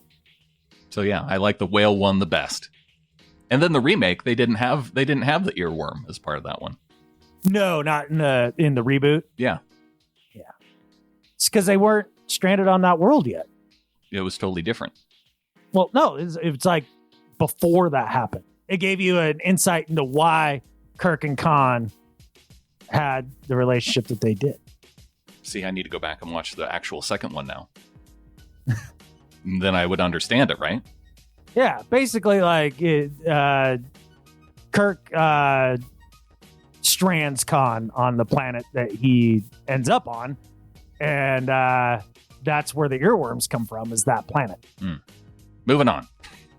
There you go. It's still the offseason. Jason Rundle comes in through the email, gohawks@seahawkerspodcast.com, says, can we please sign Cam Newton to the Seahawks as a running back? Then we can go back and do some mad trick plays with two blokes that can throw the football. If I didn't have to deal with his attitude in the clothes, and the font that he uses on all of his social, then yes, we could have Cam. Let's be fair. You don't have to deal with that third one. No, I don't. But it does pop up. And if he was a member of the Seahawks, then it would happen. You don't want it. You're out? No, I'm out. He's going to be... The Vegas favorite is the Patriots right now. Is it? Okay, because I've been saying Patriots for a while. Yeah. Steelers could make some sense, too. Ben's always hurt. Yeah. What do you think about Jameis with New Orleans? Saints? Yeah. Makes sense.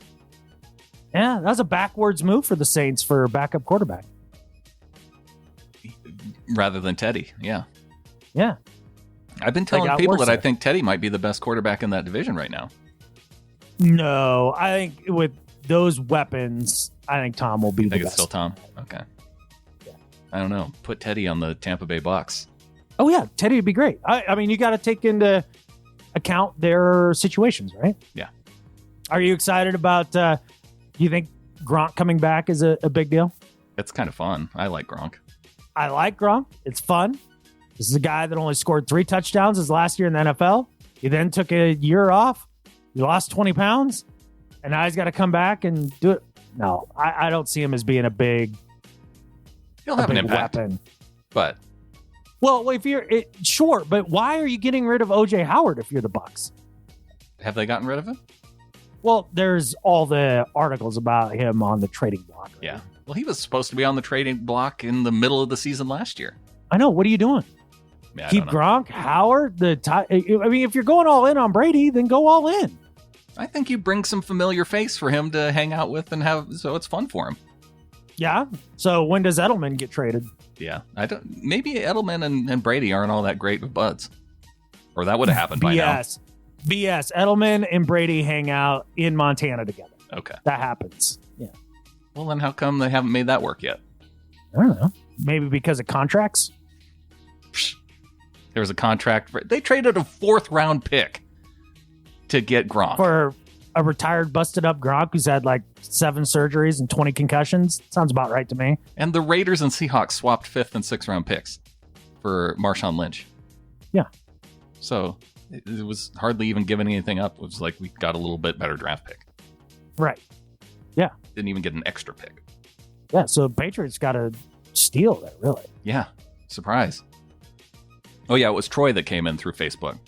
Said Mike Leach isn't at WSU anymore. And he actually, that time actually came months ago. He's at Mississippi State, pissing people off before the season already. All right.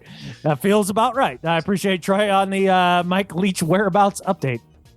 Also, thanks to some people who came in with reviews over these last couple of weeks. BJ Pester says, let's go. This is such a good podcast. The Seahawks should draft J.K. Dobbins because of the injuries of Carson and Penny. You guys helped me through the tough times. Go Hawks and catfish the 49ers. Yeah, couldn't agree more about the 49ers. Well, obviously the Dobbins things didn't happen. That didn't work out. He went to the Ravens. But he got a different running back with a D name, Dallas. It's practically the same. Practically the same.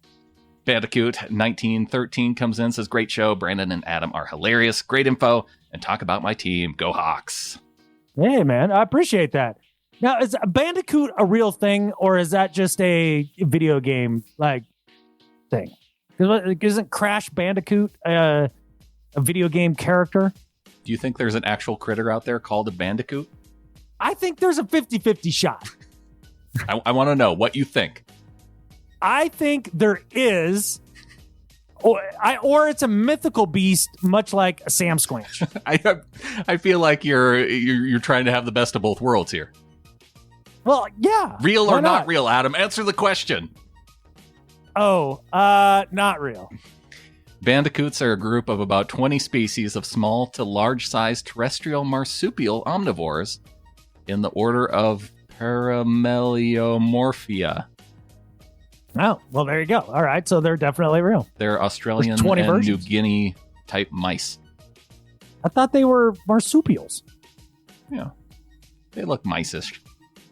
Oh, yeah, I guess that would be in that. I guess when I think marsupial, I think like kangaroo. Yeah. So there you go. Real. All right. Beware the bandicoot. I don't know. I don't know if you have to worry about it. They're ferocious. JLo223 Money comes in, says, great guests, great podcast, combines professional production with fascinating guests. Especially love hearing from Rob Staten this time of year. Keep up the good work. Hey, appreciate it, man. Yeah, we'll have Rob in all the time because that means I get to check out, and that works for my deal. Just means And Adam's I like up at the Rob. cabin. Yeah, exactly. Which my better life almost was Elon this week. Is surprised, but he says that the Starlink satellite thing is going to be, beta testing here in about 6 months, like public beta testing. Oh, you're gonna And get on board. I with want to that. get in on that. Yeah, because if I can get on the Starlink, and he says for everybody in North America or Northern North America, right? Yeah. By the end of the year, that means I can podcast from the cabin. Ooh. Then we're guaranteed week-to-week shows. It's more guaranteed. Guaranteed. It's guaranteed-ish. Guaranteedy. On to do better and better at life. All right, man. My do better this week is for a phenomenon that has been occurring for a few years now. And as a former journalism major, as you are too, Brandon, it's a trend in the way the articles are written that is driving me catfish crazy. And you pick an article. I mean, it doesn't even matter what it is. I'm just going to open up the news app here real quick. And I'm going to scroll. I'm going to read about the fifth headline, right? Well, no, that one's political. We're not going to do that. All right. So here we go. This just happens to be one here. Tesla surprises Wall Street with first quarter profit. That's the headline, right? Okay. I can guarantee you, if I clicked on that article, much like every other freaking article I read these days, it would take me 5 catfishing paragraphs to get to the point of if they made money in the first quarter or not. Like that's how long it would take.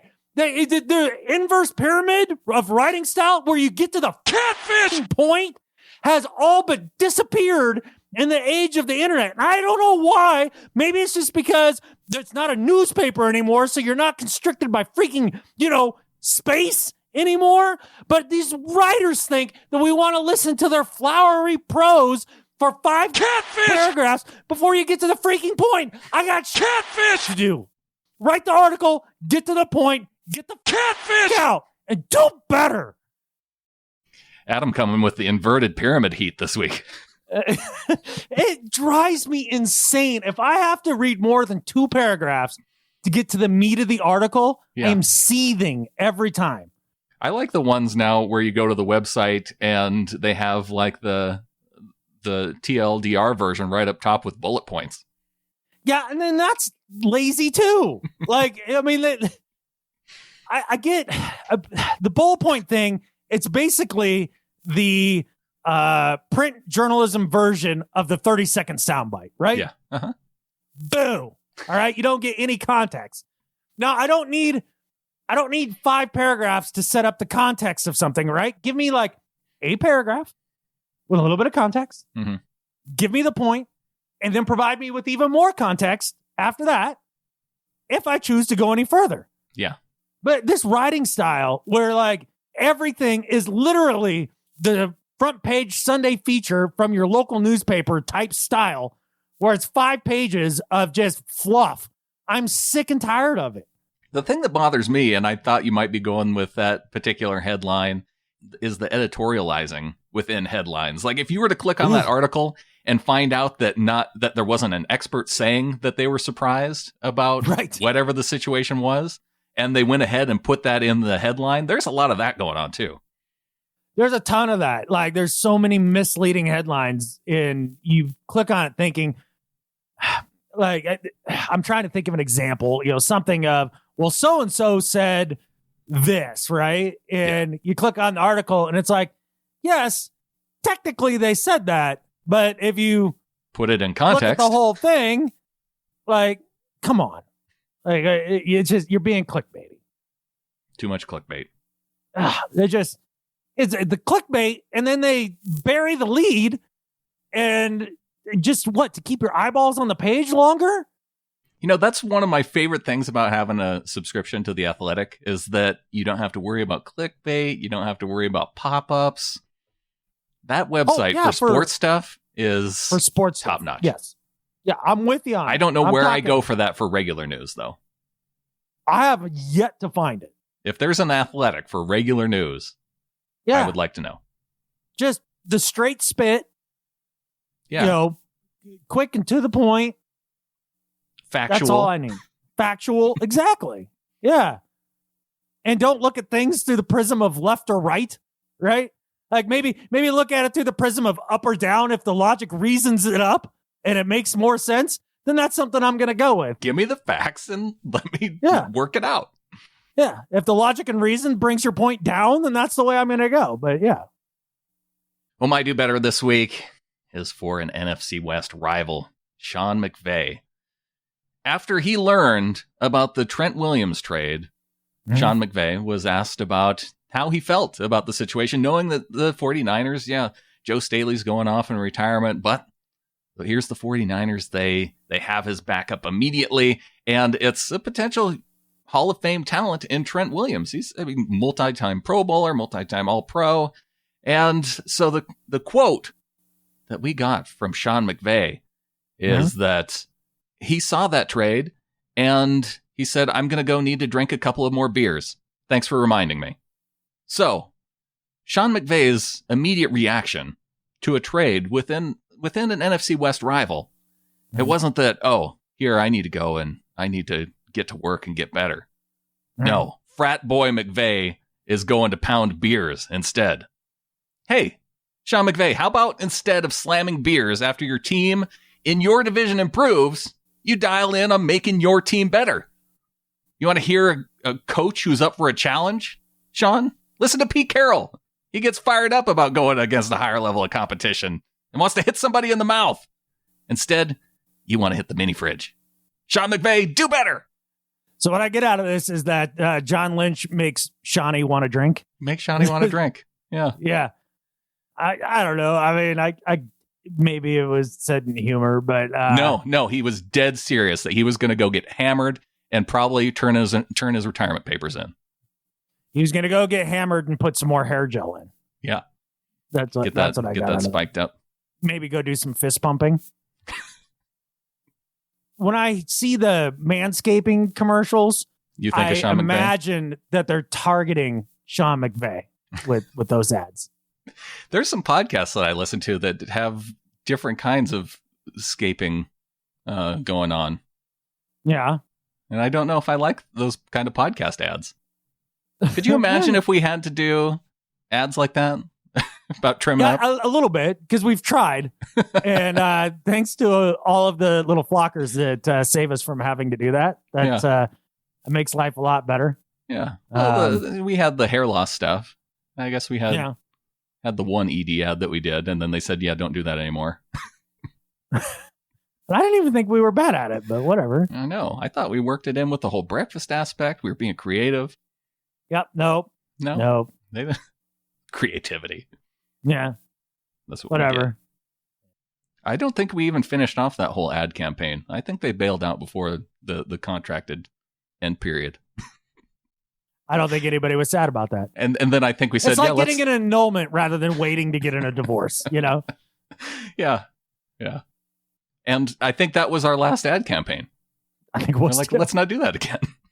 Better for everybody's deal. Yeah. All right. My better at life than Skip Bayless this week, Brandon, is for Justin Britt, the man in the pivot, the guy with a low SAW score, the man who held it down in the middle for us for season after season, while having a rocky start to his career, found his rightful place at center, brought some stability, a guy that Russell Wilson obviously felt a lot of kinship with and had a lot of respect for. If you saw Russ's post regarding Britt's retirement, it was, or not retirement, but his release, you kind of get a sense of how much he means to a few of the players on the team. And I thought Russ actually gave him his due where the team really didn't. That was something that was very frustrating. I mean, little DJ Fluker tributes and things like that, right? How many of those did you get for Britt? They put out a YouTube video for Justin Britt. One. Yeah, it was just one. Man, I don't know. Fluker got a lot of play, and Britt was just kind of like, okay, bye. And for a guy who had a bigger impact on the team than Fluker did. And I'm looking at his signature right now on one of those like pennant things, right? Yeah, he was the last one. Yeah. Yeah. And so he's gone now, and that makes me sad. I kind of wanted to keep him, but that cap space helps bring in a couple edge defenders. I'm all for it. But for his time here with the Seahawks, his tough-nosed play, the leadership that he brought, and a dry butt, Justin Britt, better at life than Skip Bayless. I am a little concerned about the saw factor. If they have know, BJ Finney pegged is, as the new center, maybe it's Ethan Posick. Maybe We'll see. BJ Finney's done more in this league than Posick has. That's true. But that was a saw joke. Yes. And what is saw again? Small pass weight. Yep. So Yeah. if you were to take Because BJ Finney, capture, wasn't Roethlisberger saying that he had to shove a towel down Finney's pants to dry up? yes. So yeah, if you were to take like some sort of absorbent cloth, weigh it, Before dry, and after. and then put it in your center's butt, or not in his butt, or on his butt, and then weigh it after, that is the weight that you're looking at. That gives you an idea of how much saw Yeah. that a center produces. And that's way different from sack. It is. It's just short area quickness. Yeah, I don't know about this move. I feel like having a low saw score is important, but whatever our quarterback can make it work with. Yeah. Well, Russ can make it work with anybody. And I mean, we saw Joey Hunt come in and at least hold down the fort. He was a liability against the bigger, stronger defensive tackles. So yeah, let's hope that they actually have a solid plan for this. And it does look like Posick or Finney. Well, my Better at Life this week is for all of the team responsible for broadcasting the NFL draft. We watched 3 days and everything seemed to go pretty smoothly. We had our critiques as far as maybe not having the level of analysis that we've had in some previous years, but I think Todd McShay was down with Corona, so he couldn't make it onto the broadcast. He had to rest up, so that's understandable. They're missing that piece, and so they had some backup plans. We got to see some analysis, but the main thing is we got to see an NFL draft, and it happened because a lot of people around the scenes, making this work, from general managers doing everything from their house. We had TV cameras in on all those places. We had so many TV cameras in on the players and got to see their celebrations throughout the draft. And for the NFL to pull this all together and make it happen, I'm giving it to them. Better at life than Skip Bayless. Yeah, it's solid. And everybody's speaking about how great it was to have a sporting event and how much it helped kind of distract from, Virageddon and all that crap, right? And I mean, to me, the biggest thing about pulling off the draft now on time is that's one more thing out of the way to getting back to starting the season on time. Uh-huh. And so just for that, having the draft out of the way, and now the team's doing, the virtual rookie mini camps, right? Again, one more thing that they're doing to keep us on schedule so that if there is a way to make the NFL work at the beginning of the season, we will. And because I do not want to miss out on a season of Russell Wilson's prime. No. That would piss me off. Well, and they're talking about finding ways, too, to make baseball available in the summer. So I feel like once the first sport gets kind of the ball rolling for the rest of the other sports, that's probably where we see a start. And baseball seems like the obvious choice to get things started because, I mean, everybody's apart from each other anyway. Yeah, for the most part, they're social distance, right? Unless you're on base. And you're throwing a ball and catching it in the glove, and so there's like no... wipe it down with a Clorox wipe like each time the pitcher throws it? Yeah. Wouldn't spitballs be like a problem then? You probably don't want to do spitballs. I think that's illegal anyway. Yeah. Well, the one thing that wouldn't really change much for MLB is that some of the other sports have talked about the idea of not playing in front of fans. Yeah. And that would just be a regular game for any baseball game. So. Yeah. Pete Carroll was asked about what he thought about playing NFL games without fans. Yeah. And he said, hey, I played at University of the Pacific, and we played in front of empty stadiums all the time. Yeah. It can be done. People talk about it like it would be the worst thing that's ever happened. Like, I mean, it's not ideal. It's not ideal for me. Well, no, it's not ideal, but like at the end of the day, oh, yeah. Who gives a rip? I'd much rather have football. Well, it was LeBron who was saying that he would rather not play than play a basketball game without fans. Well, that's because he's a whiner. You think LeBron's a whiner? In comparison to Jordan, that's one of the things after this, the Last Dance doc has come out. Like just having grown up with Michael Jordan in my life, right? Like, and then all these young kids being like, well, LeBron's every bit as good as Jordan. Yeah, bullshit. Catfish! Like, one of these guys was a stone cold killer, and the other guy is LeBron. Yeah. Which is great. I love LeBron. Like, he's no Jordan. He's just no Jordan. Would you compare him more to Magic? Yes, absolutely. Yeah. See, Jordan wouldn't give a rip if there was, one fan in the stand or 100,000. Doesn't care. Wants to tear your heart out. He just wants to win. Yeah. He got pissed. He got pissed because he thought Phil was cheating on the score in practice and left. Yeah. Yeah, that's a different type of mentality. Right. LeBron, I would rather not play if there was no fan. Stop being a crybaby. Catfish! Get ass and get out there and play. And with that, there's only one thing left to say. Go Hawks. Go Hawks.